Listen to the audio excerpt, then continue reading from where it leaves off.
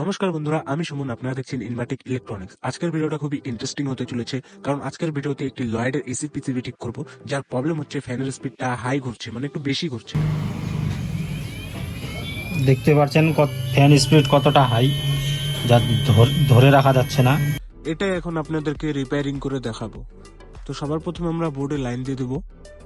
সর্বপ্রথম আমরা চেক করব ফ্যান মোটরের ভোল্টেজটা ঠিক আছে কিনা। তো যেমনটা দেখতে পাচ্ছেন, ফ্যান মোটরের ভোল্টেজ 5 থেকে 6 দিচ্ছে, এর মানে ভোল্টেজ হাই আছে। তো এটাই আমরা ঠিক করব, ভোল্টেজটাকে কম করার চেষ্টা করব। সবকিছু চেক করার পর যা বোঝা গেল সেটা হচ্ছে এখানে একটি ডায়োড খারাপ আছে। তো আমরা এই ডায়োডটা চেঞ্জ করে দেখব। ডায়োডের বদলে জেনার লাগালাম, জেনারে এখন ভোল্টেজটা দেখে নেব। জেনারেল ভোল্টেজ একদম ঠিক আছে। এখন আমি ফ্যানের তারটা লাগিয়ে দেখে নেব ফ্যানের স্পিডটা হাই হয় কিনা। তো যেমনটা দেখতে পাচ্ছেন, ফ্যানের স্পিড আগের মতো হাই নেই, এর মানে পিসিবি ওকে।